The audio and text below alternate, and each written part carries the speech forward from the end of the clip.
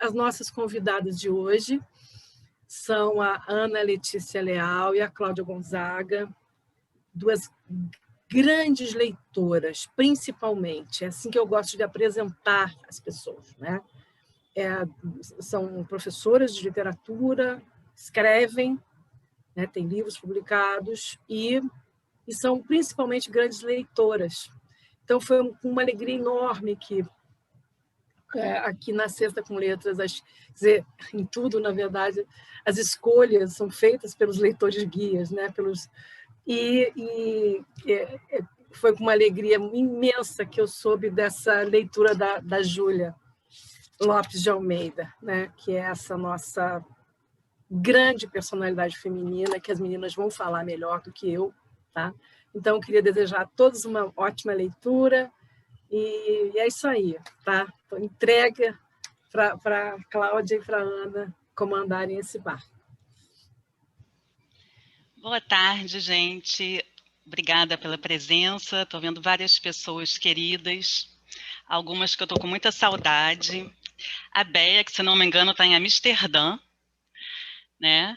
A gente tem essa vantagem agora, né, pelo Zoom, de reunir gente que está em outras cidades. É sempre muito bom estar nesse ambiente da estação, né, que ainda que virtual, o acolhimento, ele permanece, né, e é sempre um lugar onde a gente encontra pessoas com muitas afinidades.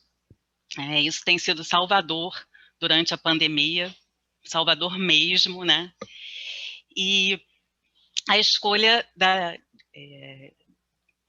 dessa autora, Júlia Lopes de Almeida, ela, da minha parte, ela tem origem na própria estação, num curso que eu estava dando no segundo semestre de 2019, na última turma presencial, que eu ganhei de uma pessoa que fez o curso, o Hugo Porto Soares. Eu até pedi para ele vir, mas ele não está. Eu acho que ele não está. Se ele tiver, me fala. E o Hugo, que você está aí, ele me presenteou com 2 livros dela.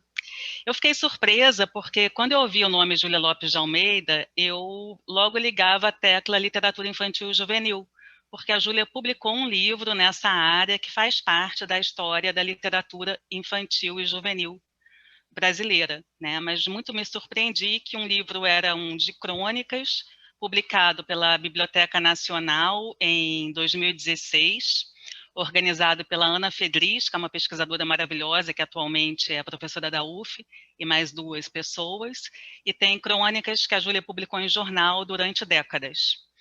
E outro livro foi o Ânsia Eterna, que contém esse conto in extremis que nós vamos ler. Eu acabei lendo esses livros somente no início da pandemia. Foi extremamente prazerosa a leitura, porque a Júlia escreve, ela tem uma narrativa assim límpida, que você é transportado para aquele universo. Eu acredito muito assim que o fato de ela ter escrito em outra época, né, e as histórias se passarem num outro momento, fez com que o meu prazer só aumentasse, porque a gente está vivendo, né, um momento que ninguém está feliz no lugar onde está, né? Então, durante a pandemia, foi assim muito gostoso ler. E aí, fora isso, eu acabei lendo 3 romances seguidamente dela. E fiquei encantada com todos, e eu vou dizer que eu só não li mais em seguida, porque eu precisava, por causa de trabalho, ler outras coisas, né? A gente que trabalha com literatura é obrigado a ler sempre autores diversos, não posso ficar com uma, né? Mas eu tô louca para continuar lendo, tá? A Júlia é vítima de uma injustiça histórica tremenda, né? Então, daí, assim, também a nossa intenção de compartilhar a obra dela, né? Então, vou passar a palavra para a Cláudia, que vai poder contar a história da Júlia com detalhes. Cláudia. Olá, boa tarde a todos. É um prazer enorme estar aqui e falar da Júlia. A Júlia é uma figura fascinante. Quanto mais a gente pesquisa, mais a gente encontra coisas incríveis sobre ela. Eu vou contar um pouco para vocês a história da Júlia Lopes de Almeida. Vocês estão vendo? Sim. Tá todo mundo vendo. Tá. Sim. Bom, Júlia Valentina da Silveira Lopes nasceu em 24 de setembro de 1862, no Rio de Janeiro, em um casarão na Rua do Lavradio, que fica ali no centro, perto da Lapa. Seus pais eram portugueses, eram muito cultos e ricos. Sua mãe, Antônia Adelina Pereira Lopes, era musicista e pedagoga, administrava um internato feminino. E seu pai, o Valentim da Silveira Lopes, era médico e educador. O Valentim era proprietário de um estabelecimento de ensino, chamado Colégio de Humanidades, que funcionava na casa onde Júlia nasceu e cresceu. Ficou até os 7 anos, mas na casa deles, ali no Lavradio. E era ele quem elaborava o material didático desse colégio. Até que ele se tornou médico e fechou o colégio para se dedicar exclusivamente à medicina. Quando Júlia tinha 7 anos, a família toda vai para Campinas, onde ficam até ela completar os 23. Em Campinas, Júlia foi alfabetizada pela irmã mais velha, Adelina, e pela mãe. E ela teve acesso, ela estudou música, ela estudou línguas estrangeiras, ela leu os clássicos da literatura mundial. Ela cresceu numa casa rica em cultura, tão rica que eles faziam saraus, nos quais as filhas tocavam piano, declamavam poemas, e a Júlia conta que sua primeira contradança, ainda muito jovem, foi só com Machado de Assis. Imagina. Aos 19 anos, em 81, estimulada pelo pai, a Júlia publica o primeiro texto, que foi uma crítica teatral no jornal A Gazeta de Campinas. Em 86, a família vai para Lisboa, e é aí que Júlia escreve seu primeiro livro de contos, do qual a Ana falou, junto com a irmã Adelina Lopes Vieira, chamado Contos Infantis.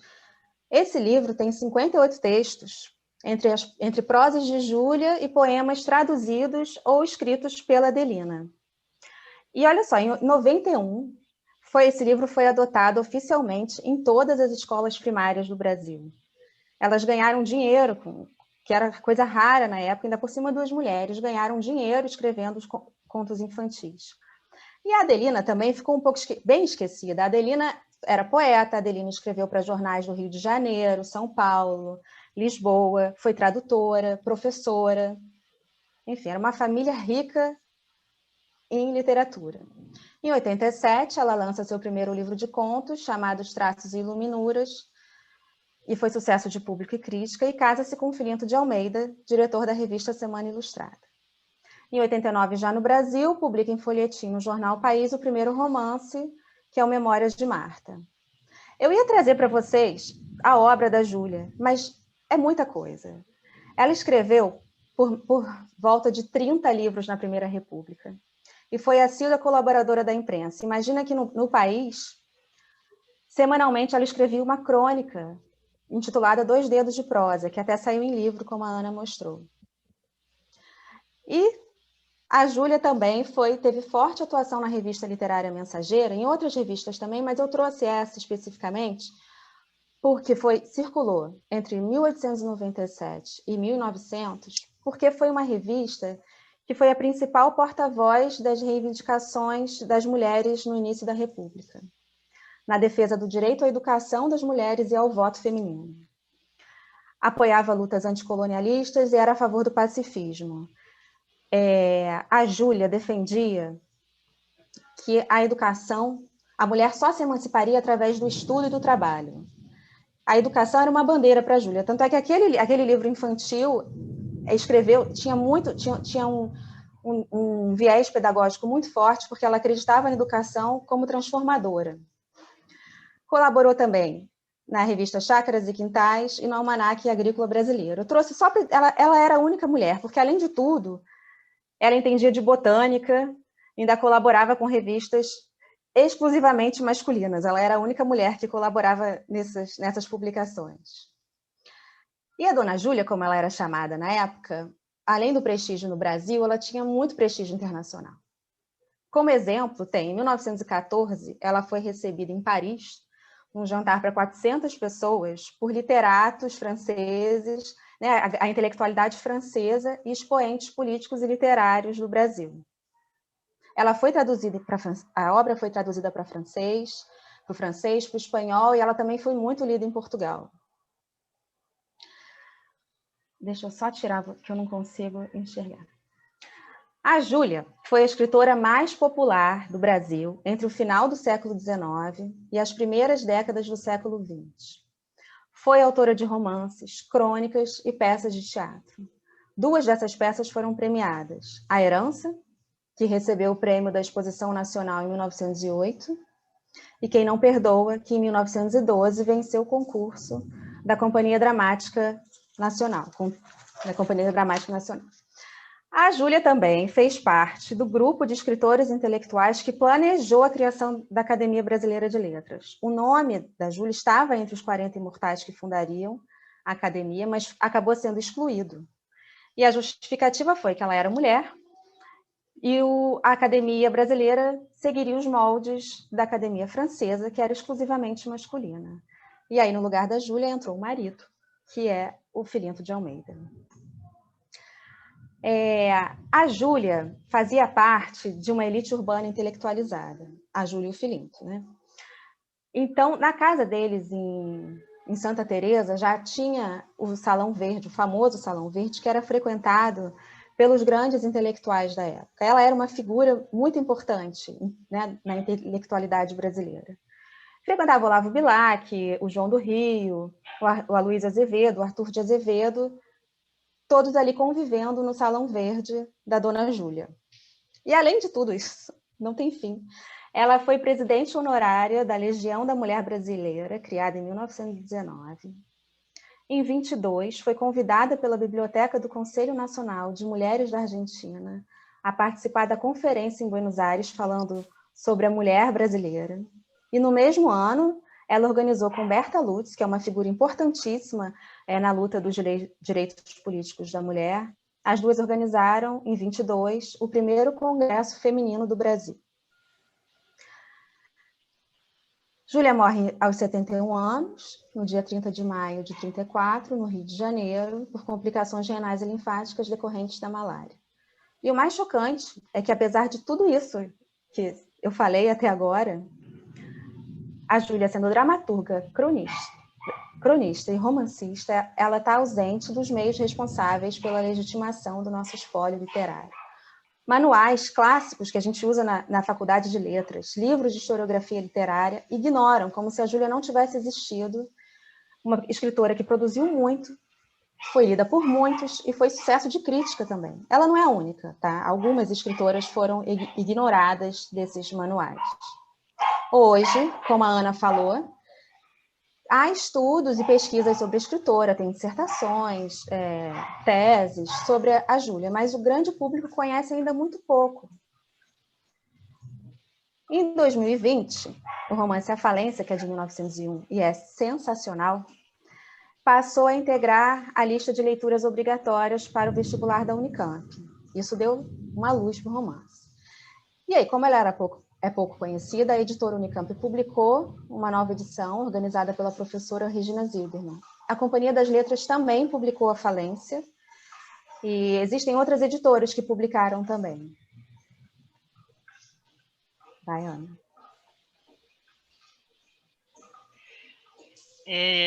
Esse aqui, então, O Ânsia Eterna, é o livro que contém o conto In Extremis que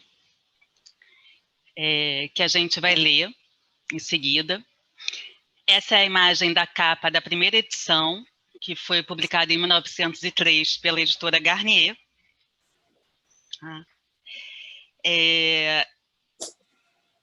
Ele contém 30 contos que são curtos e tem um ponto de vista feminino, né, muito acentuado. Tá? Uma coisa que chama atenção nesse livro é que dos 30 contos, 18 são dedicados a intelectuais, a maioria muito nossos conhecidos, como Machado de Assis e outros nomes desses que a Cláudia citou, que frequentava lá o Salão Verde, eram amigos da Júlia. Aí é interessante, sabe, você vê assim, um conto dedicado ao Olavo Bilac, um conto dedicado a Arthur Azevedo, né? E, além disso, há mulheres que eram colegas dela naquela revista A Mensageira. Tá? A gente tem temas que não costumam ser abordados nos livros que a gente conhece da época, ou pelo menos que não são abordados do ponto de vista feminino, né? Como uma gravidez sofrida, um parto em condições difíceis, a violência sexual, conflitos muito sórdidos assim dentro das famílias, tá? E esse livro, inclusive, ele também foi, em 2020, ele teve em algum vestibular que não tem tanta expressão quanto o da Unicamp. Eu acho que é na região sul, eu não guardei o nome da faculdade, porque não tem tanta, assim, não tem também, não é um vestibular que possa também modificar, né, o panorama a imagem da Júlia, assim como da Unicamp, né, que tem mais importância. Mas ele também teve em algum vestibular. E, recentemente, então, ele foi publicado nessa coleção. Pode passar, Cláudia. Nessa coleção chamada Escritoras do Brasil, e que, surpreendentemente, é editada pelo Senado Federal, para a gente ver que também tem coisas boas que acontecem. Essa coleção, ela é organizada por 3 professoras de literatura, Cleide de Oliveira Lemos, Maria Helena Freitas e Mônica Soares. Todos são livros de escritoras que ficaram assim apagadas, né, na história da literatura, que a gente não teve acesso a edições de obras delas. E elas contam assim que a escolha que elas iam botar escritoras brasileiras, e elas resolveram botar escritoras do Brasil porque elas perceberam que desses textos se ergue uma outra representação do Brasil. Então, elas não são apenas escritoras brasileiras, mas escritoras de um Brasil de um ponto de vista diferente, né? Então, as autoras são a Francisca Senhorinha da Mota Diniz, a Josefina Álvares de Azevedo, a Francisca Júlia e a Inésia Floresta.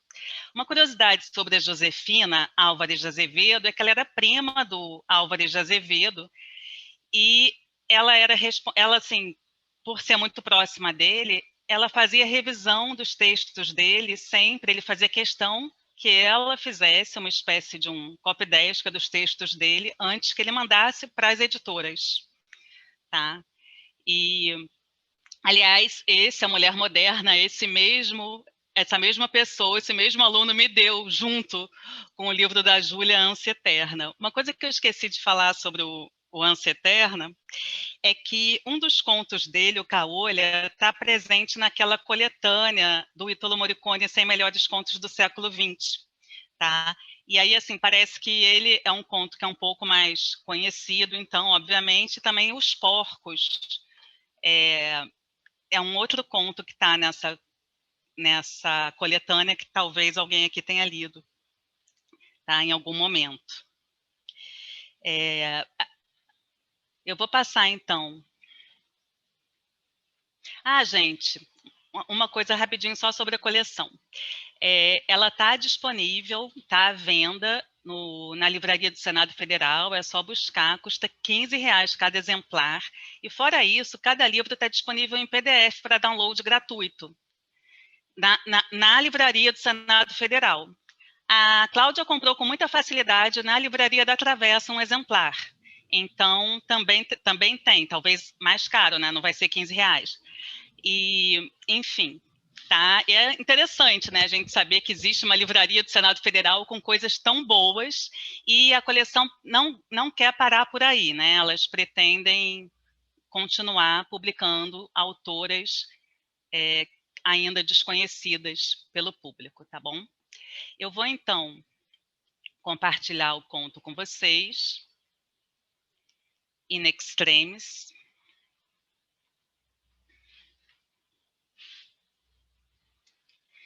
Estás pronta, Laura? Perguntou o doutor Seabra, entrando no quarto de toalete da esposa. Estou. Só me faltam as luvas. Como me achas? Linda. Ele não mentia. A mulher parecia-lhe ainda mais formosa e mais fresca, com o seu vestido azul claro, muito leve, e o chapeuzinho de rendas finas, bem pousado na cabeleira loira, de ondas largas. Ela sorriu contente, pulverizando-se com white rose. Ele franziu as sobrancelhas grisalhas, percebendo, através da carnação delicada da sua mulherzinha, um íntimo estremecimento de vaidade satisfeita. O carro está na porta? Perguntou a moça, com modo distraído, mirando-se toda num grande espelho e a passar, num último toque vaporoso, o pompom de velutine pelo pescoço branco e perfeito. Está. E lá tens o ramo de rosas que pediste. Como és bom! Hoje as corridas devem ser muito animadas. O tempo está lindo. Levas a pequenina? Não. Mamãe toma conta dela. Já a mandei para lá. Sabes, estou hoje com tanto leite. Tenho medo de manchar o vestido. Que vergonha se...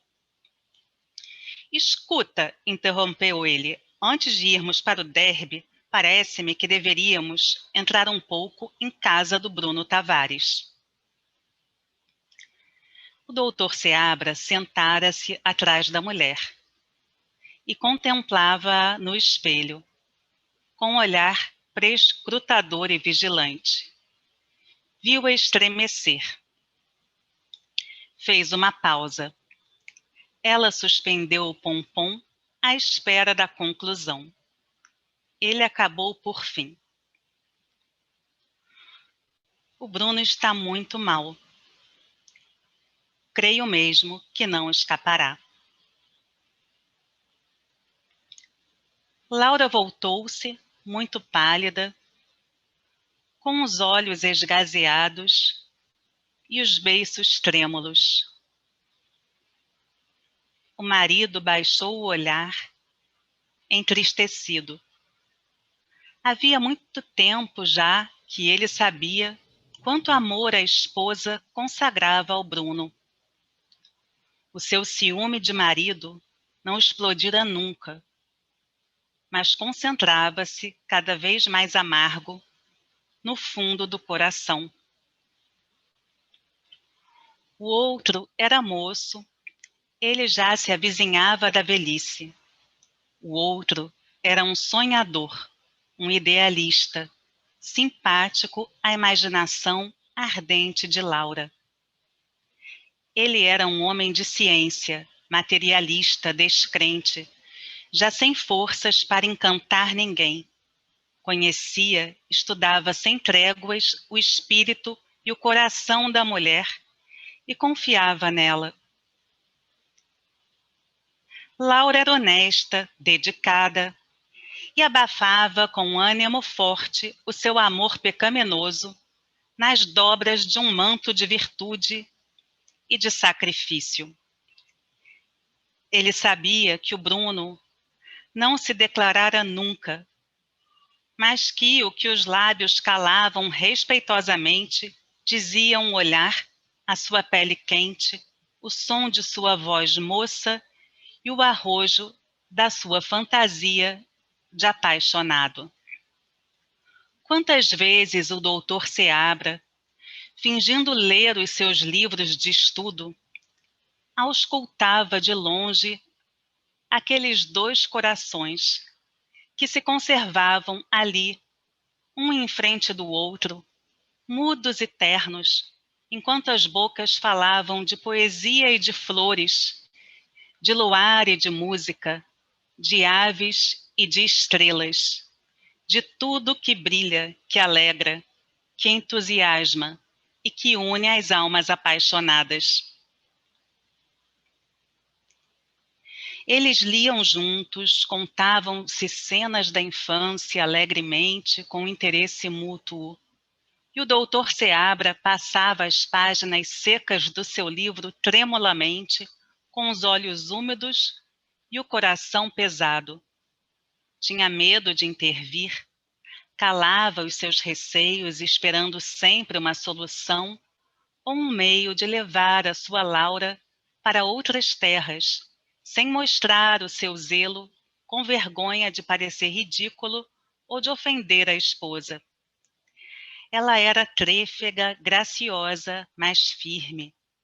Mesmo naquele dia, ele compreendia bem que toda a sua graça, todo o seu perfume, toda a sua gentileza se dirigiam ao outro, que esperava encontrar nas corridas, na arquibancada. Eram para o outro a doçura do seu ramo de rosas, o mimo das suas rendas finas, o colorido branco da sua toalete primaveril. Voavam para o outro todo o seu pensamento, toda a sua vontade, toda a sua alegria. Laura continuava pálida, suspensa. Quem me disse isto foi o médico, continuou o marido. Como és amiga da família, lembrei-me que desejarias talvez ir lá. Sim, vamos, vamos. Desceram. O dia estava esplêndido. Passavam carros cheios de moças para as corridas. Sorria o sol, doirando o espaço, e o rumor de um domingo festivo alegrava as ruas. Laura sentou-se muito calada, apertando nas mãos, com desespero, o seu ramo de flores. O marido sentia-lhe a dor através do silêncio e do olhar parado de quem vê fantasmas. Tinha pena dela, dessa pobre amante virtuosa, sonhadora e casta. Falecia-lhe a coragem de perturbar-lhe a mágoa e o pensamento com uma palavra ou um simples gesto. Aquela piedade singular enchia-o de pasmo a ele mesmo. Ela parecia-lhe agora um pouco sua filha, embora a adorasse como mulher. Era tão moça, tão inexperiente, mas tão meiga, tão dócil, que se julgava com o supremo direito de a conduzir com carinho na solicitude amável de um pai. Compreendia a firmeza do caráter da moça. Sabia que ela preferiria morrer a enganá-lo grosseiramente e que toda a sua paixão pelo Bruno era feita de imaginação e de sonho. A culpa não era deles, mas sua, que já tinha cabelos brancos, as falas amortecidas, o espírito inquietado por atribulações diferentes. A morte daquele pobre rapaz era um alívio para o seu coração. Desaparecido ele, teria morrido a causa do seu ciúme amargo e irremediável. Laura continuaria por longo tempo a amá-lo nas suas orações, através das estrelas, mas o tempo viria sossegadamente atenuar-lhes as saudades, e tudo acabaria em doce paz. Se o outro não sucumbisse, ele então arrastaria a esposa para bem longe, sem que ela desconfiasse por quê, temendo, entretanto, a luta e descrente da vitória. Sentia que o pensamento dos dois unir-se-ia sempre através das distâncias, arrastados pelo mesmo ideal, pelo mesmo ardor e pela mesma esperança. Sim, só a morte bendita, poderia cortar com as suas asas frias aquele amor nascente. Quando o carro parou, Laura desceu, sem esperar auxílio, e correu para a casa do Bruno. Dentro havia um silêncio triste, um ar de túmulo. A mãe do moço apareceu-lhes chorando. O filho desenganado pelos médicos e descreveu os horrores da febre que o levava assim rapidamente. De mais e mais ele nega-se a todo o alimento, dizia a pobre senhora. Só consegue tomar leite. Os médicos mandam-no tomar leite de peito. Tenho chamado amas. Umas não querem dar-lhe o seio, outras recusam-se a tirar o leite com a bomba. E o meu filho morre. Meu filho morre. Laura olhou para o esposo. Observavam-se mudos, um em frente ao outro. A dona da casa levou-os, por fim, para o quarto do doente.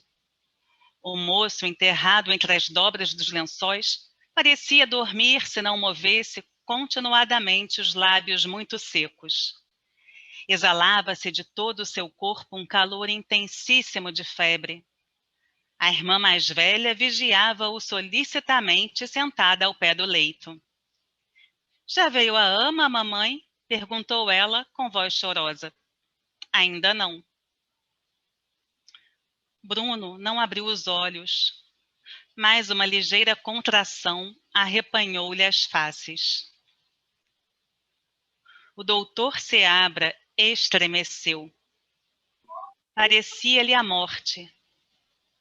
Laura voltou-se de novo para o marido, com um rosto transtornado e o olhar interrogativo. Ele vacilou um momento. Depois fez-lhe um sinal afirmativo, muito vago, quase imperceptível. A moça ajoelhou-se rapidamente e desabotoou com os dedos nervosos e tateantes o seu lindo vestido de seda azul claro. O marido curvou-se trêmulo, com as narinas dilatadas e o coração opresso. Arrependido do seu consentimento, ia talvez dizer não, mas Laura tirara o seio túmido, branco, onde as veias estendiam tênues fios azulados, e encostava o bico róseo à boca ardente e seca do moribundo. Ela, muito curvada, encobria a meio o busto do enfermo. Ele engolia o leite a largos tragos, sofregamente, descerrando a pouco e pouco os olhos. A comoção de Laura era imensa. Salvar o seu amor, o seu amante sonhado, a sua esperança, com o leite da sua carne, o sangue da sua vida, era um gozo de inextinguível doçura. Não era a volúpia, a paixão sensual que vibrava no seu corpo frágil de mulher moça, mas uma piedade, uma ternura que lhe alagava a alma, de tal jeito que a fazia amar agora o moço como uma mãe adora o filho pequenino. Ele abriu completamente os olhos. Reconheceu-a. Houve um sorriso entre ambos, um clarão de verdade. Mas a febre exigia mais leite e ele continuou a chupar, com sofreguidão, a carne da mulher que nem em sonhos profanara nunca, dizendo-lhe com um olhar tudo que tinha sempre calado, que a amava, até que a prostração veio de novo cerrar-lhe as pálpebras e que ele adormeceu profundamente, sem contrações, com um sorriso de paz nos lábios satisfeitos. Laura escondeu o seio, trêmula e feliz. Só o doutor Seabra compreendeu que aquele sono do moço era o último, e foi com piedade e comoção que viu Laura levantar-se e dizer-lhe, toda dele, atirando-se aos seus braços com ar vitorioso e sincero. Obrigada, meu querido, como tu és bom.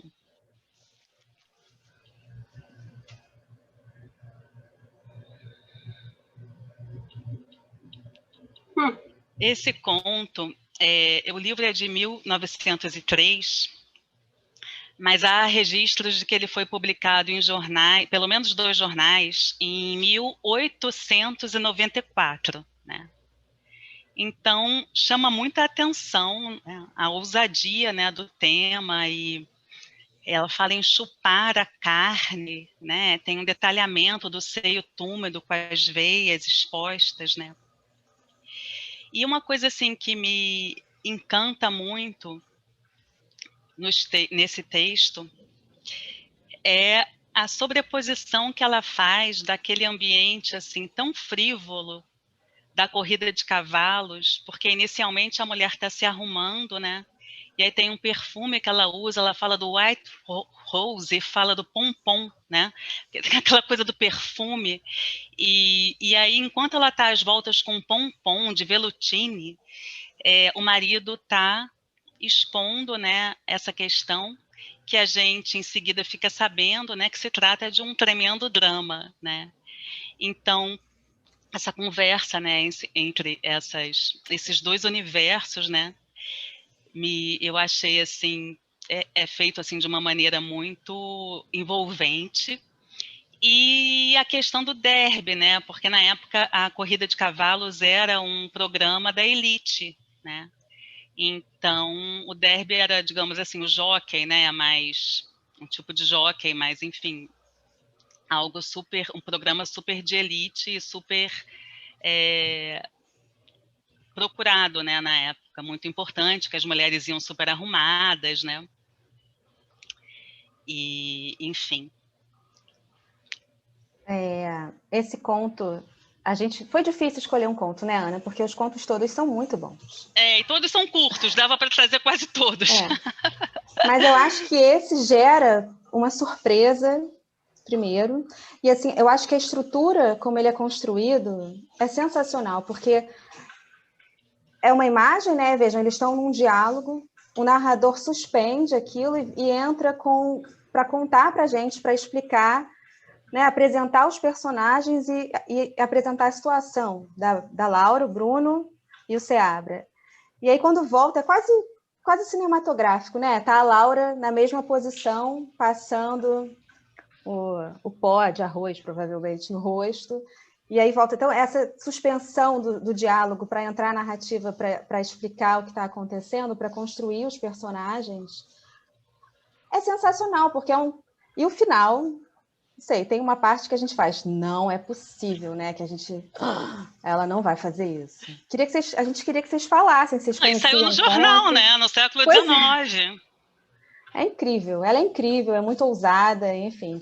A gente queria que vocês falassem o que vocês acharam, se vocês conheciam a Júlia.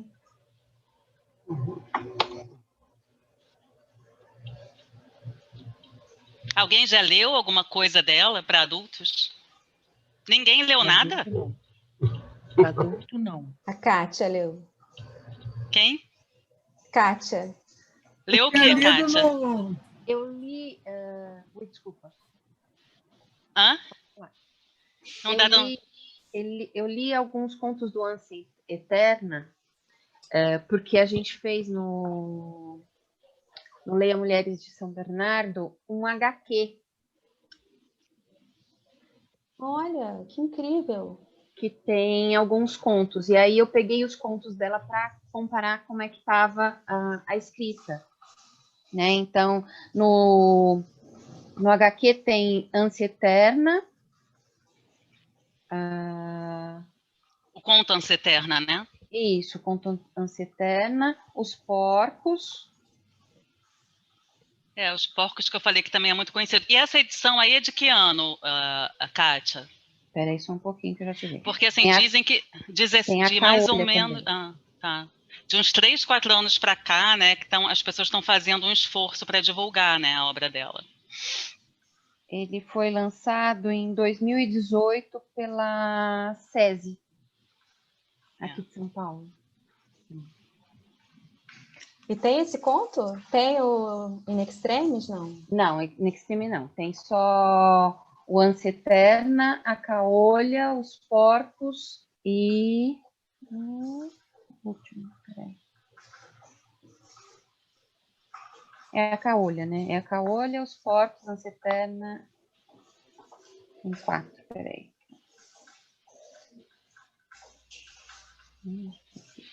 Do Acaolha no Ítalo Morricone, não sei quantos, né? Aquele... A Caolha acho que é o mais conhecido, né? A Caolha e os Porcos as pessoas conhecem mais. São contos também... muito fortes, né? Muito incomodativos, eu acho, a Caolha e os Porcos. São bem pesados. Não, são bem pesados. Eu também li a Caolha. E esse? O que vocês acharam desse? Eu achei muito bom. Esse conto teve muita polêmica quando ele foi publicado. Ele foi proibido? Isso não? Não. Ao contrário, a Júlia era uma escritora muito lida e dizem que demoraram muito, o que eu li é que demoraram muito a reeditar quando o livro se esgotou e era muito pedido, sabe? O que você achou, Béia? Eu achei muito bom. Porque, assim, tipo, pelo fato de ter sido escrito por uma mulher assim que não é de hoje, ter sido escrito antigamente, ou por outra coisa, assim? Não, pela época que foi escrito, e é um livro que realmente, por exemplo, né, é um livro que a gente nunca leu, né, para prestar vestibular, né? Eu acho que isso que eu acho uma pena, né, que ela não foi, né, que eu não conhecia antes. Eu posso falar uma coisa? Claro. Posso? Beli, vou esperar, desculpa, eu te interrompi. Não pode falar. Não, a Maria foi da turma do Hugo, né, Maria?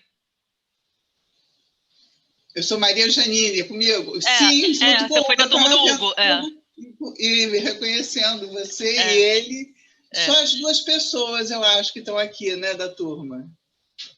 O Hugo está aqui? Você e o Hugo. O Hugo está aqui, Hugo. A carinha dele ali dando tchau. Não estou vendo, cara. É porque, então, o Hugo que me deu dele. o livro. Tudo o bem, Hugo é que me deu o livro. E eu lembro que eu ganhei esse livro também, que ele foi sorteado lá. Ele está aí, exatamente. Eu ganhei. Tudo bem? Tudo bem, graças a Deus, com saúde. Uma coisa que me chamou a atenção, eu ganhei o livro, mas confesso que ainda não li. Mas uma coisa que me chamou a atenção nesse conto foi assim, eu achei a linguagem muito bonita, uma linguagem da época, lógico, né? Mas muito bonita, a linguagem muito elaborada, né? Você nota que é uma linguagem assim que ela realmente construiu aquilo com muito trabalho, né? Então me chamou muita atenção a linguagem, a maneira dela contar, né? Dela contar a história. E outra coisa que agora é o meu olhar de hoje, né, atual, ela tem que pedir o consentimento do marido, né, para poder realizar um desejo dela, né? Então aquela coisa do machismo, né, muito forte, né, muito presente, muito forte. E no final ela fica tão agradecida àquele marido, sabe? Que não, assim, no meu olhar atual não tem nada a ver, quer dizer, aquilo era um desejo dela, né? Ela conseguiu satisfazer um desejo dela. E o marido entrou ali de coadjuvante. Mas no conto, eu acho que até por causa da moral da época, aquilo tudo, né? Que a mulher, acho que nem votava nessa época, né?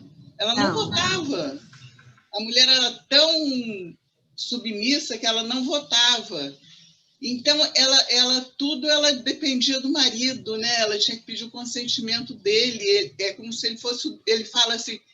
logo no início do conto, ele fala a mulherzinha dele. Quer dizer, mulherzinha. Ela é uma bonequinha, né? Ele é mais jovem. Uma coisa que chama muita atenção é, assim, parece que o narrador ele se preocupa muito em garantir a moralidade do casal, né?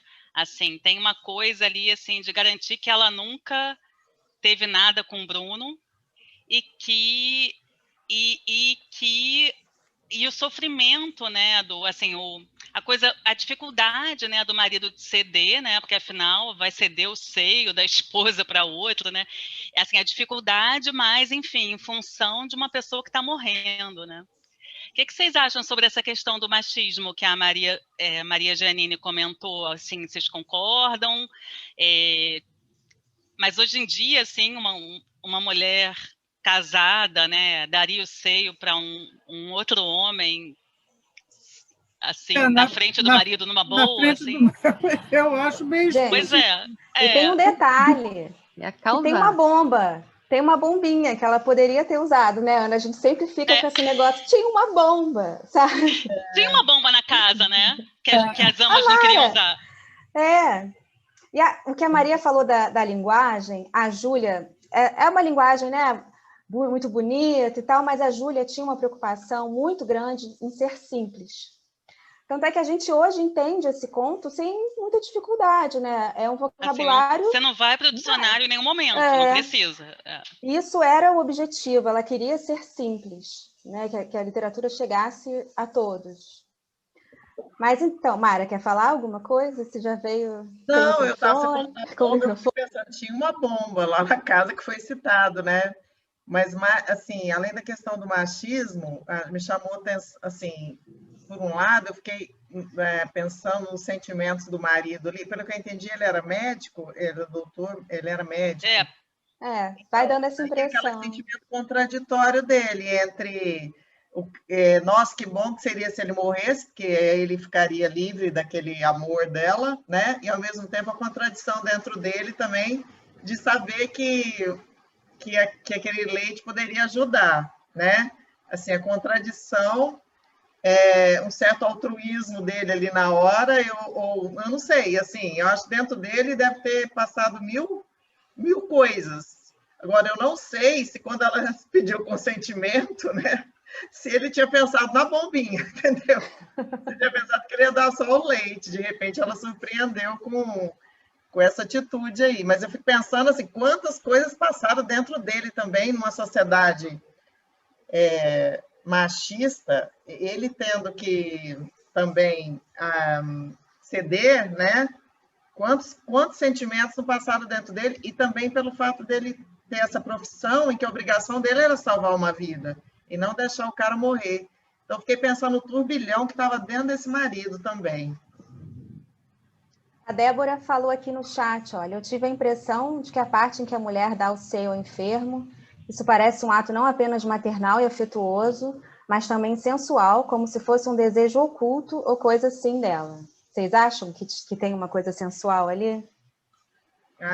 Com certeza. Completamente sensual. Por isso que eu falei, é o desejo dela, né? Que era uma coisa muito forte, desejo de vida, né? De vida. E esse marido, de uma certa forma, assistia na concretização de um desejo que ele sabia que existia. Assim, sei lá, eu acho que ele ficou meio... Não sei, acho que mil coisas. Como médico, como marido, a cabeça dele deve ter dado um nó. Assim, que bom, né? Que bom que a cabeça dele deu um nó, né?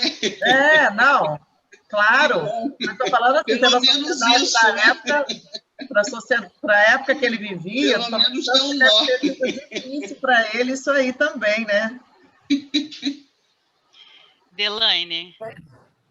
Tem que botar o fone, esqueci. Vou botar o fone, vai lá. Fone. Enquanto a Delaine se arruma... Mas alguém quer comentar? Desculpa, fale.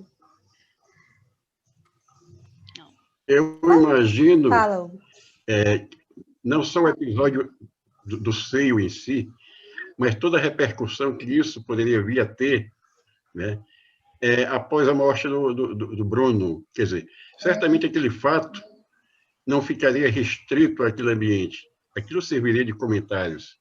né, de um modo ou de outro, e por mais altruísta ter sido o médico, né, o marido da Laura, certamente tudo ia criar dentro dele uma situação assim de muita insegurança, mesmo com o Bruno morto. Quer dizer, hoje se fala até muito na psicologia do ciúme do passado, quer dizer, ciúme do passado do seu parceiro, né? Então, isso, eu acho que isso ia mexer muito na cabeça dele. Eu acho essa trama da Júlia Lopes de Almeida muito, muito bem urdida, quer dizer, muito bem elaborada, né? Tendo em vista a sociedade 1903, ou até um pouco antes disso, né? Com um detalhe também, ela era uma grande observadora de costumes, porque o livro editado pela Biblioteca Nacional, estou com ele aqui, aquele Dois Dedos de Prosa, pois é, eu achei genial aquele livro, né? Então, há esse lado também, essa ressonância dessa situação, né? ele está falando daquele livro que eu mostrei no começo, Dois Dedos de Prosa, né? O livro é editado pela Biblioteca Nacional e lá está à venda. É muito interessante. Delaine. Me ouvindo direito agora? Sim. Pode falar. Queria falar um pouco, o Hugo falou, que a trama é impressionante, né? Como é que ela vai construindo isso. O dilema do médico, né? A sutileza é muito sutil. Ao mesmo tempo que é explícito, é sutil. Ela mistura isso muito bem, né? Porque está dando seio, afinal de contas é sensual, não é, né? Ele está querendo a morte do amante, possível futuro amante ou não. Então é tudo muito ambíguo e ao mesmo tempo explícito, mas com uma costura tão boa, né? É impressionante, ainda mais naquela época, né? Não, e ela seduz você com uma cena inicial assim frívola, assim agradável, a mulher na penteadeira se arrumando para a corrida de cavalos, tem um buquê lá, porque devia ser moda, a mulher ir usando, ir segurando flor, né? Só pode ser. E aí, de repente, ela coloca um conflito que você vai entendendo, né? A tensão vai crescendo, e aí quando você já está ali assim, já chegou super tenso, a mãe do doente fala que ele só pode tomar leite de peito. Aí você fala, não. Acho que é a hora que você fala, não, aí você se dá conta do que vem. Ela estava com o peito vazando, né? Então, assim... E a tensão continua crescendo, né? Cresce até o final. Então, realmente, ela narra curto, né? É um conto curto com muita concentração. É muito interessante. Ela é muito versátil, né? Porque a crônica dela também é muito, muito interessante e os romances são impressionantes. Então... Eu tenho uma pequena bombinha aqui. Já que a gente está brincando com a bombinha, né? Não é bombinha, não. É porque, assim, olhando assim no voo, né? Revoo pelo conto, né? E a gente tem algumas informações sobre a Júlia nas influências dela, né? Ela sofre muita influência do realismo e do naturalismo, que são movimentos que tem lá o Zola, Émile Zola, como, digamos assim, o pai, acho que Maupassant também, né? E o que acontece é que ela parece aqui que ela está... quando ela... por 2 vezes, ela se refere a esse marido, ao Seabra, JJ Seabra, não consigo... Estou brincando, ao Seabra, né? Como um homem bom, né? Como você é bom. E me parece que o conto também fala muito sobre essa questão da natureza humana. Porque se esse homem, ao beber o leite da mulher, que foi ofertado como um possível remédio, solução para a vida, por uma vivificação, se salvasse, ele levaria essa mulher embora. A verdade é que, ao longo do conto, o que ele pensa é o seguinte, é que se ele se salvasse, ele levaria a mulher embora. Então, a ironia contida nessa expressão, na verdade, é um estudo da alma humana. Porque o que é a bondade e a maldade, né? Quando leio, eu não consigo deixar de ver toda essa questão assim imbricada. E claro que o machismo está ali e tal, não sei o quê, mas essa história da bondade e da maldade, ela fica muito, muito presente. E ali e o título também, né, In Extremis, né, quer dizer, na beira da morte, a morte, né, ou enfim, ela vai determinar uma série de coisas na vida dessa mulher. Ele vai afastar os dois, né? Ele salva, mas para afastar. Enfim, é só isso, joguei aí só para a gente pensar, porque essa repetição, como tu és bom, e ela fecha com isso, né? Ela fecha. Ela pontua mesmo, né? Né? Ela fala 2 vezes, né? Magnólia. Acho que ele permite, vamos dizer, o marido, de certa maneira, permite, e concorda que a mulher deu o seio para o amante, né? E ele sabe que, na realidade, que ela está apaixonada por ele. Se ele sobrevivesse, levaria para longe. Ele morrendo, a mulher, a Laura, não vai ficar com a coisa, poderia ter feito, poderia ter sido. Ia ficar, nem ele com a culpa de não ter salvo, né? Nem ele com a culpa de não ter permitido ler. Não ter permitido. Pois é, não ter permitido e, ao mesmo tempo, quer dizer, a coisa foi concretizada. E aí não fica aquela... o que teria acontecido se... Entendeu? Aquela coisa. Então, fechou o círculo, fechou tudo. É aquela coisa, Vânia, não tem bondade. Entendeu? Não, tem interesse. Tem interesse. Vaidade, né? Tem muita vaidade. Sempre uma segunda intenção, né? Agora, não digo nem que seja maldade, eu acho que é interesse para o cara conseguir viver naquele conflito, porque para ele também, porque ele gostava da Laura, o Seabra. Ele gostava da Laura e sabia que ela estava apaixonada por outro. Tanto que tudo é in extremis. Quer dizer, ele só permite isso in extremis. Quer dizer, não sei. Uma coisa que eu pensei, assim, que me ocorreu quando eu estava lendo, e ela dizendo como tu és bom, como é que tu és bom, me passou pela cabeça que esse casal tinha uma espécie de cumplicidade, entre aspas, nesse jogo. A impressão que me deu é que ela sabia que o marido sabia que ela gostava do outro, e que ela, enfim, percebia assim, que ele se calava, percebia que ele consentia, mas, enfim...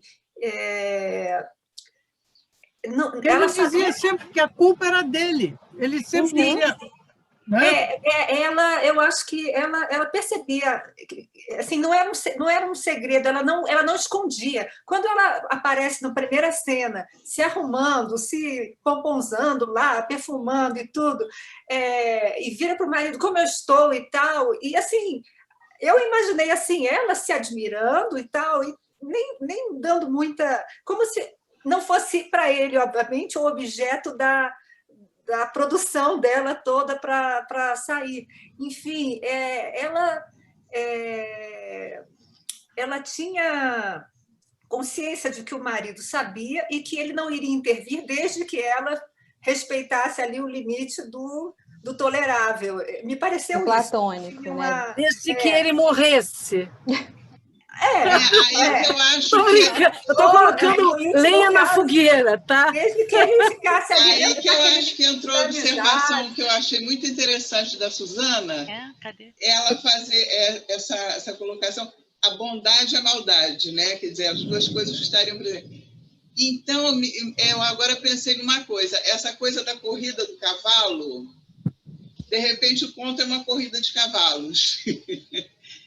que ele está fazendo um jogo, ele está jogando o marido, porque ele já sabe, ele como médico, inclusive, que o outro realmente vai morrer. Assim, não sei, eu estou assim, viajando um pouco, mas eu estou presumindo isso. Então, não tinha problema nenhum ali naquele momento ele consentir no último desejo da mulher, porque ela ingenuamente achar que ele realmente é muito bom, como ela fala no final. Então, eu achei que teve um jogo ali, uma coisa muito tensa, que é a tensão da corrida de cavalos. É uma aposta que ele fez, né? Assim, eu vou arriscar. Nossa, eu nunca tinha pensado nessa coisa de ele ter esse plano maquiavélico. Foi ele que avisou a respeito da doença do Bruno. Foi o marido que avisou a ela sobre a doença do Bruno. Ele poderia ter ficado calado, não ter dito nada. E, no entanto, eu acho que há bondade da parte dele. Ele que avisou, ele que falou em passar primeiro lá na casa do Bruno. E tem uma coisa que tem um corte, que eu e a Cláudia, a gente até ficou assim, pensando, assim, que na hora que ela fala do peito, né, que ela tá com o peito vazando e tal, ele põe a coisa do Bruno, né? Tem um porque enquanto ela está Desculpa, Ana. Enquanto ela está se arrumando, ele já sabe que o Bruno está muito doente. Enquanto ela está se arrumando, ele espera ela ficar pronta, e aí senta e fala que o Bruno está muito doente. Ai, que susto. Eu achei que fosse o meu zoom aqui. Não. É que eu queria só passar aqui para ver uma parte que a gente ficou... É logo na primeira página. Só que agora eu vou, enfim, demorar para chegar lá em cima. Peraí. Quer ver? Aqui, ela fala... eles estão falando, as corridas devem ser muito animadas, o tempo está lindo, levas a pequenina? Não, mamãe toma conta dela, já a mandei para lá, sabes? Estou hoje com tanto leite, tenho medo de manchar o vestido, que vergonha se... Escuta, interrompeu ele, antes de irmos para o derby, parece-me que deveríamos entrar um pouco em casa do Bruno Tavares. E aí eles sentaram-se e aí eles começam a falar, né? Então esse corte também realmente sugere que havia um plano, né? Mas... talvez já soubesse até que ele precisava era de leite materno. Pois talvez. Ele tinha encontrado com alguém, né? Que já tinha falado para ele, assim, do estado do cara. Então. Leite materno. Eu acho que tinha uma segunda intenção aí. Tem um sadismo aí, não parece, né? De tipo assim, vocês são apaixonados, então vou te levar para ver a morte dele. Só que pode ter até o elemento surpresa do leite ali no final, né? Do tipo, poxa, daí parece que tem que fazer aquela concessão final, mas é bem isso que falou, assim, vou levar os amantes para um assistir a morte do outro, né? Os amantes potenciais. Eu acho que o marido se livrou da culpa e do Bruno, entendeu? Ainda saiu de bonzinho, né? Ele saiu de bonzinho, ele deixou. Eu acho que até uma das coisas que segurava eu esqueci o nome dela. Laura. A Laura era justamente essa bondade dele. Talvez se ele fosse mal com ela, ou tratasse mal, ela já teria talvez até ido para as vias de fato. Mas acho que também ela tinha esse respeito, essa culpa por ele ser bom, né? Então, é o que prendia ela a ele, muito nessa, que ela achava que ele era bom. Se ele perdesse isso, né? Mesmo que ele a levasse para longe, depois, ele perderia essa admiração dela. Então, ele conserva a admiração, né? E se livra da culpa e está tudo bem. Na verdade, o plano dele, ele foi o cavalo vencedor aí na corrida, né? Foi o que chegou. Porque tem uma vaidade do Seabra, né? Ele tem vergonha de expor o ciúme, de ter um ataque, tem vergonha com medo do que as pessoas vão pensar. E esse final, quando ela, tu és bom, e ele fica muito satisfeito de ser visto como o bonzão da história, que permitiu que a mulher desse o seio para um moribundo, né? Eu acho que ele é muito vaidoso. Me lembrei do conto do Tolstói, Guardadas muitas proporções. Né? Oi? Não, fala, Delane, fala mais alto. Tá ouvindo agora? Agora sim.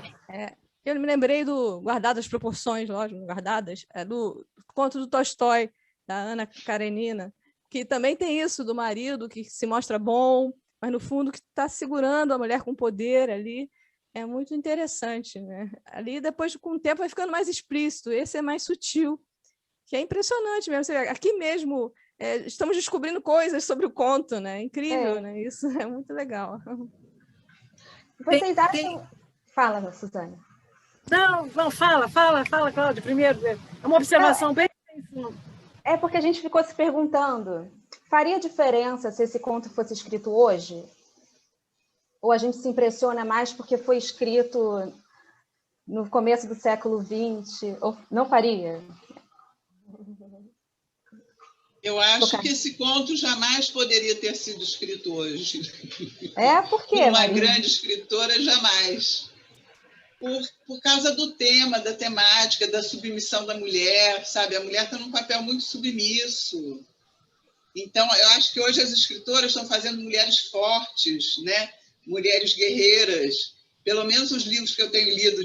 Eu tenho lido muito literatura de escritoras africanas e asiáticas. E as mulheres são muito fortes. A própria Raquel de Queiroz, né? que era reaça, mas, enfim... Ela criava mulheres fortes, né? O 15 ela fez o primeiro grande romance dela e aquela personagem era muito forte, né? Aquela professora, né? Mas todo mundo concorda que a Laura é uma mulher fraca? Não, eu acho que justamente essas mulheres, na verdade, apesar de submissas, né? Aparentemente, eu acho que elas desenvolviam mecanismos, subterfúgios, assim, para driblar essa situação. Então, eu não acho que... E tanto é que ela realizou, queira ou não, ela realizou um desejo dela, com o jeitinho dela também.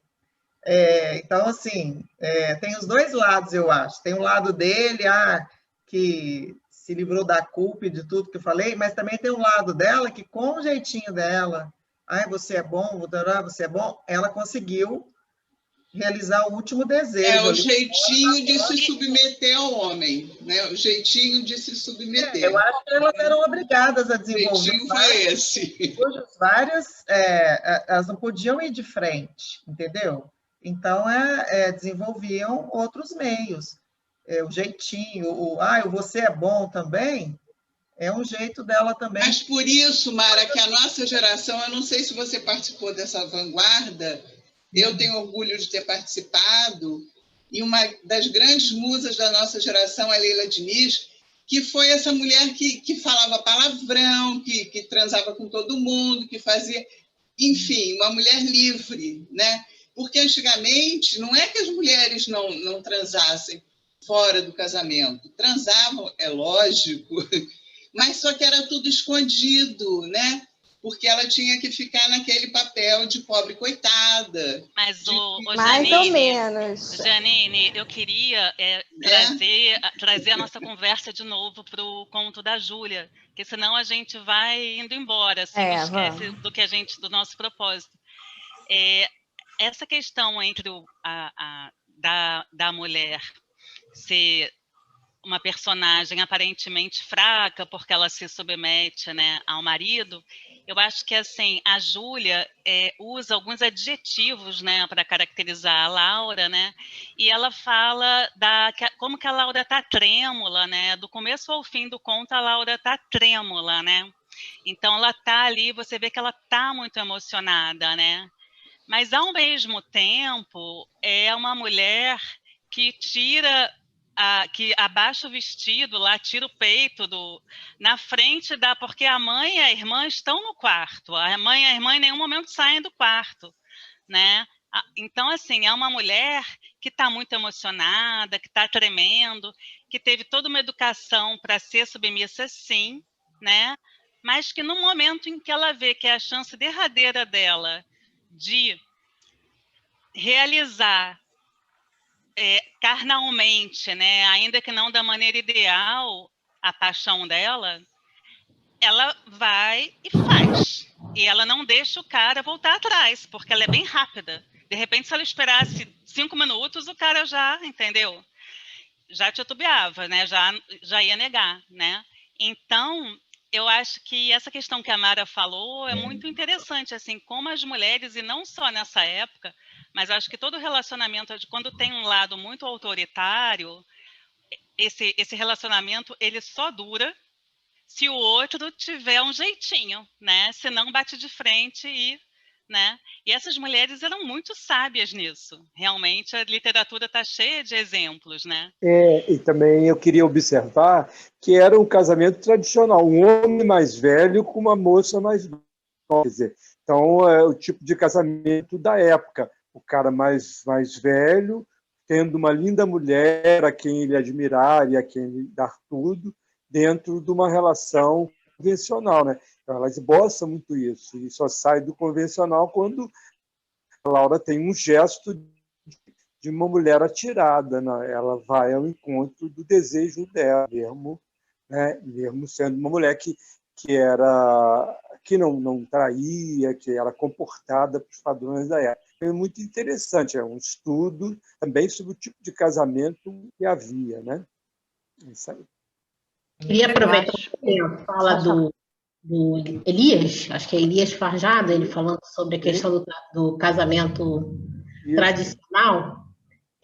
Eu não sei, mas eu acabei vendo neste acordo desse casamento tradicional, né, ele conseguia se enxergar como um homem mais velho, só que ora, não sei se é um olhar equivocado, mas eu achei que ora ele ficava como amante, mas ele esbarrava naquela questão do pai, né, que ele era mais velho, né, e ele ficava num olhar de observador, né, naquela hora da leitura do livro, a sensação que eu tive assim, é aquele pai que está olhando a filha, será que esse rapaz vai ultrapassar o limite? Será que essa moça vai ultrapassar, né, aquele limite estabelecido de acordo com a época?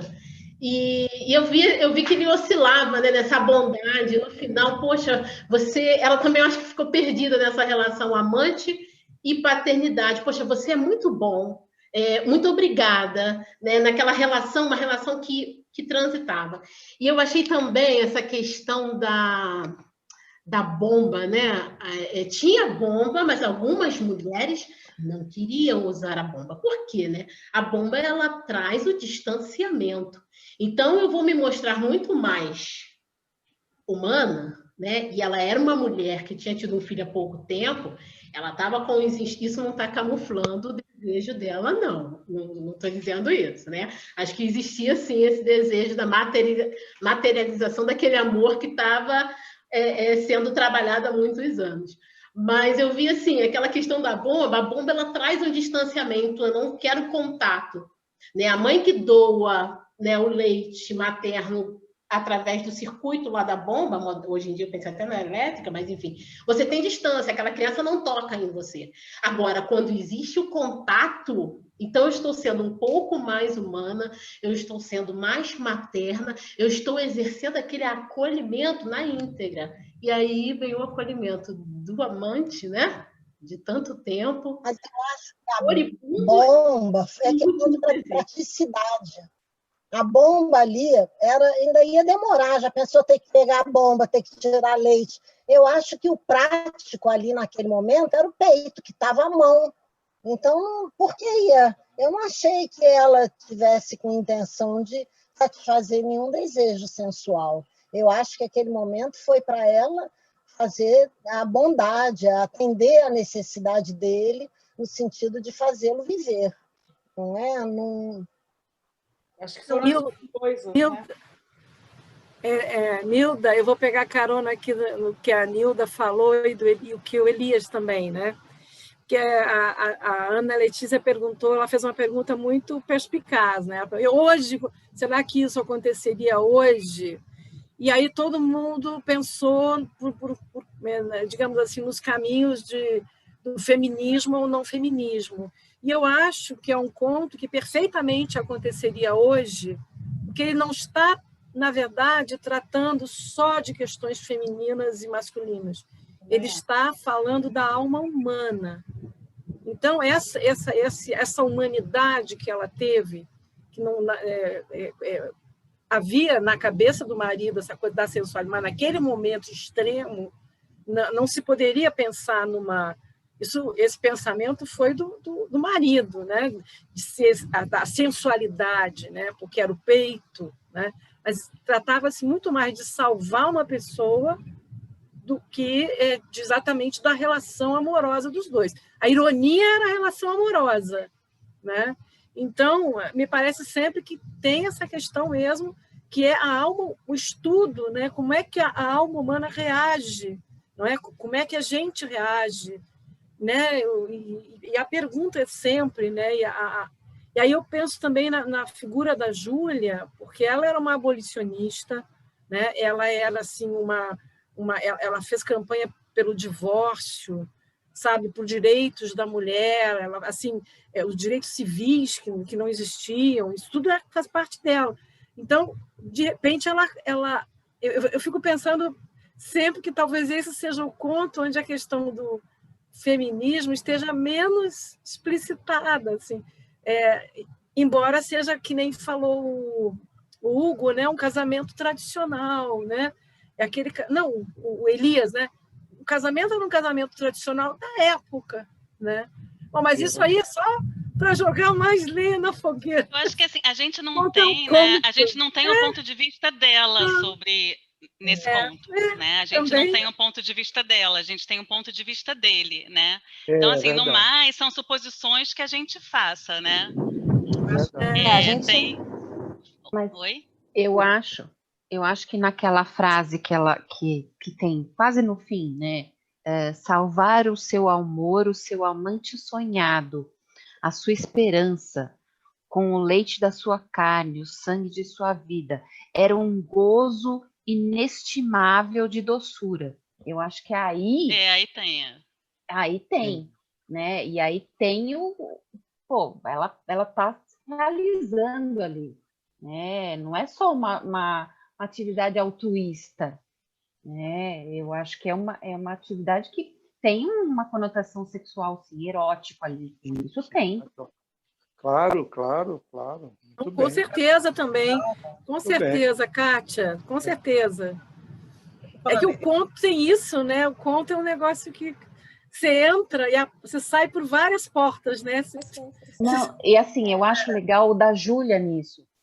Ela começa de um jeito, ela te dá uma reviravolta, aí ela te leva para outro caminho, aí você tá esperando uma coisa, vem outra, você fala assim, caramba, ela é muito boa. Ela é muito boa, os contos são assim, boa. Esse livro é sensacional. Então, cada conto você fica assim, chocada. Ela te dá um chocada, você faz um... Né? Tem sempre um... Sabe? Também você eu acho um ar, né? Falava, ui! Se tratando de alma humana também, é o que eu sempre acho que a gente faz. A gente quer sempre achar um lado só, né? Ah, foi maternal, ou foi sensual, ou foi... Pode ser tudo junto, misturado, entendeu? O marido pode ter sido bom, pode ter sido maquiavélico, de já pensar no que ele faria depois. Eu acho que a gente não é uma coisa só e nem sabe, às vezes, numa hora, o que você é. Então, a gente que estabelece as coisas. Ah, ela foi sensual, ela foi maternal. Pode ter sido tudo junto ali. Então, porque a alma da gente... Tem aquela história da Suzana, né? De falar que a gente precisa ver primeiro qual é o argumento do conto, né? O que realmente acontece. No mais, são as nossas interpretações, né? Então, eu tentei brincar, assim, de fazer um resumo do conto, né? Achei dificílimo resumir esse conto. E o resumo que eu fiz, vê se vocês concordam com o meu resumo. No Rio de Janeiro, no final do século XIX, Dr. Seabra propõe à esposa Laura que visitem Bruno gravemente doente. Sabendo do amor platônico entre Laura e Bruno, que vive seus últimos momentos, Dr. Seabra permite que ela o alimente com leite do próprio seio. Eu fiz esse resumo, falei assim, cara, isso é o que está escrito. No mais, cada hora você lê de um jeito, porque tem várias chaves de leitura, sabe? E eu achei interessante também, acho que foi o Hugo que falou no começo, né?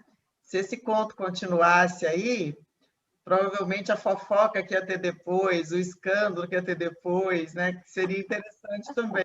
Assim, nossa, o desdobramento disso aí, meu Deus, nossa, ele deixou... E se alguém já desconfiava, então, que existia uma atração entre os dois, a Laura e o Bruno, nossa, aí ia ser pano para manga. Então, assim, maravilhoso que ela para nesse, nossa, como você é bom, né? E deixa a gente imaginar tudo que vai acontecer depois fica por conta da gente imaginar, naquela época, o tanto que isso aí pode ter sido depois considerado escandaloso, indecoroso, sei lá, alguém vai ver como uma extrema bondade também, né? Então, como diz a Suzana, se fosse sair a notícia no jornal no outro dia, onde você acha que ia sair, né, Suzana? Basta ele sobreviver. Basta então, o cara sobreviver. Então. Depois de ter. Milagre. Uma coisa que eu também notei, que eu não sei se é. Perdão, que eu notei que tem a ver com o lado, vamos dizer assim, o lado maquiavélico, eu não diria, mas enfim, mas o lado negro do Seabra é que a questão de ele avisá-la de que o Bruno estava doente, estava à morte, enfim, estava bem mal, talvez não sobreviveria. É interessante lembrar que o luto, esse ritual de despedida é importante para a pessoa elaborar a perda e botar uma pedra ali, porque, enfim, por isso que é importante, às vezes, você ir ao enterro, você ver e tal, porque, como agora, por exemplo, nesse período do Covid, muita gente disse que, né, não pôde vivenciar esse momento de luto e tal, isso fica uma coisa meio abstrata demais.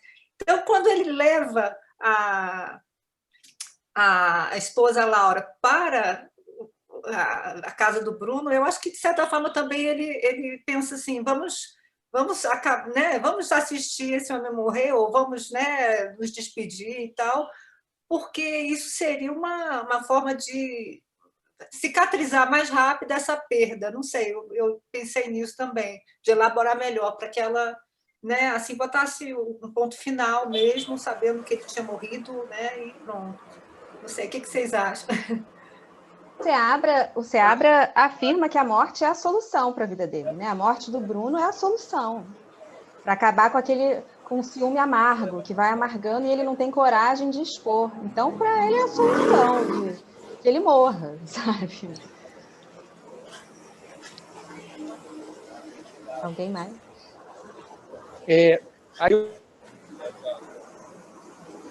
Elias ia falar e emudeceu, né? Elias. Oi. Ih, tá emudecendo, Você tá mudo. Ele não tá aparecendo mais.